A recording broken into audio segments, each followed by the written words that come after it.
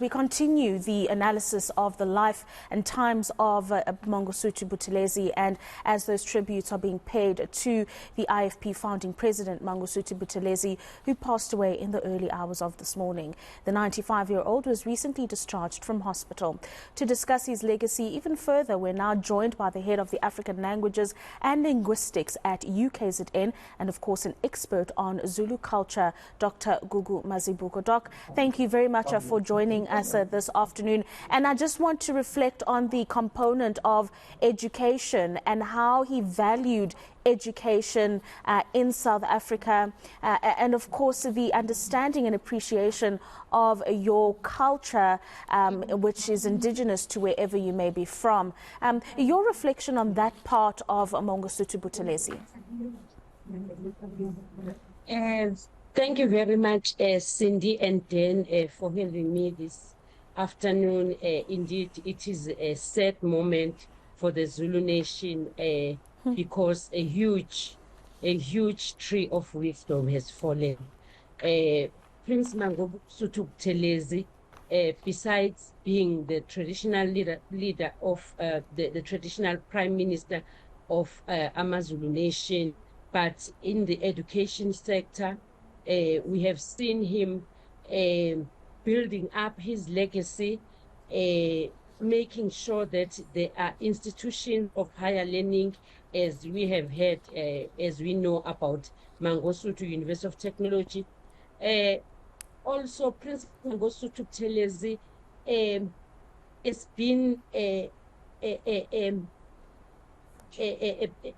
has been leading the preservation, the protection of Zulu culture, as well as the language. We have seen him in many instances whereby he will use the isiZulu language as the language of communication. So he contributed a lot as well in the preservation as well as the protection of the various cultural ceremonies, as he was working with the late Zulu king Zwelithini kaBheka Zulu in reviving the reed dance ceremony that is taking place at the moment, as well as other cultural ceremonies. And it's interesting how he was able to strike a balance in strengthening the AmaZulu nation, but not necessarily undermining other nations that exist in South Africa, but being instrumental in creating an environment across the country where the AmaZulu nation can coexist with other cultures in South Africa, but also having a voice at a decision-making level in the different states of the arms of the states, if you will. Your thoughts on that? Yeah, I think it is because Prince Mangosuthu Buthelezi was a highly principled leader and also a very humble one. In many occasions, he even displayed a high level of conflict resolution in different matters that needed his attention to be resolved. So he was wearing quite a number of hats, but he was excelling in all of them. So I think it was because of his diligence as well as his firmness that assisted him in handling all the matters whilst he was wearing different hats as the traditional prime minister, the leader of his organization, eNCA Buthelezi, and even the head of his family. And it's going to be interesting to see, and I mean, as a Zulu, as a cultural expert here on the Zulu culture, you might be able to give us some insight. Many would argue he was the glue that held the Zulu nation together as the traditional prime minister. And one wonders what the future holds for the nation going forward without the leadership and the direction that he had. You mentioned that he was steadfast and he was really headstrong in what he stood for. law and his decision-making. And after we've seen the turbulence within the royal family, one wonders what is to come after the nation has lost its glue, if you will.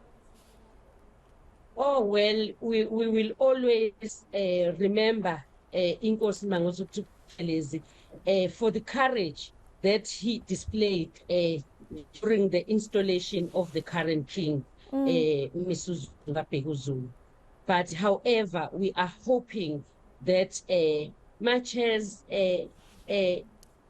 it will be difficult for the nation to move forward, because we have had him as the traditional prime minister for over 50 years, from King Gugu Zulu to King Goodwill Zwelithini and to the current king.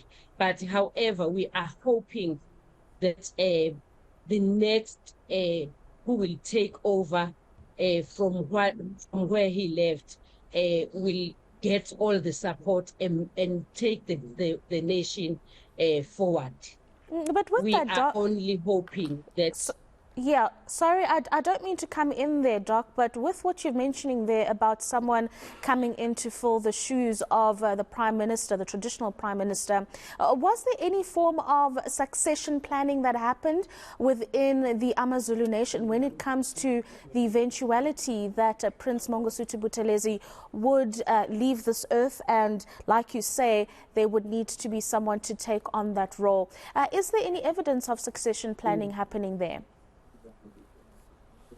Oh, no, as AmaZulu, all our things, I hope you will remember when everyone was looking forward as to who is going to be the next king. Even the traditional prime minister, we'll only hear about the traditional prime minister, the next traditional prime minister, when his name is being announced. So it will always remain a secret until it has been agreed upon by the responsible people in the nation.